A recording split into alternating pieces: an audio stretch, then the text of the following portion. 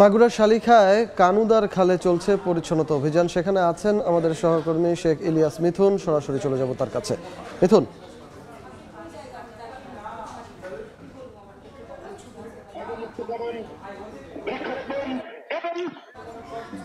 বিশ্ব পরিবেশ দিবস উপলক্ষে মাগুরার শালিখার এই কানুদার খালে এখন শুরু হয়েছে 1.5 কিলোমিটার অবধি কচুরিপানা পরিষ্কারের কাজ। আমি এখন আছি এই কানুদার খালে। আপনারা দেখতে পাচ্ছেন এখানে স্বেচ্ছাসেবক প্রায় 2000 স্বেচ্ছাসেবক এখানে এই পরিষ্কার অভিযানে অংশ নিয়েছে। তারা কিন্তু সকাল থেকেই এই কচুরিপানা সরিয়ে পরিষ্কার করছে জায়গাটি। আপনাদেরকে জানিয়ে রাখি, এখানে এই শালিখা ইকো পার্ক সংলগ্ন এই কানুদার খালটি দীর্ঘদিন ধরেই একটি আবর্জনাপূর্ণ অবস্থায় ছিল। তো সেই জায়গা থেকে যে উপজেলা প্রশাসন, জেলা প্রশাসনের সহায়তায় আজকে সকাল থেকেই কচুরিপানা পরিষ্কার অভিযান চলছে।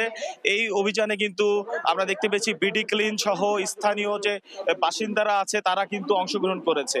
এছাড়াও এই ইকো পার্কে 10,000 বৃক্ষরোপণ করবেন মাগুরার জেলা প্রশাসক জনাব আবু নাসের বেগের। এই কাজের উদ্বোধন করবেন।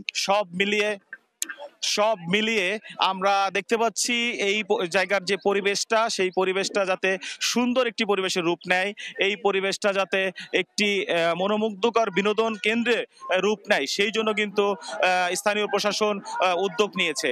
তো সব মিলে আসলে আমি জেলা প্রশাসকের সাথে কথা বলেছিলাম, তিনি আমাদেরকে জানিয়েছেন মাগুরার যে সকল নদ নদীতে কচুরিপানা আছে সেগুলো কিন্তু একে একে পরিষ্কার করা হবে এবং মাছ ছাড়া হবে। তো সব মিলে আসলে আমরা কানুদার খাল থেকে এই ছিল আমার কাছে সর্বশেষ তথ্য। মাগুরা থেকে আমাদের সঙ্গে যুক্ত হয়েছিলেন শেখ ইলিয়াস মিথুন।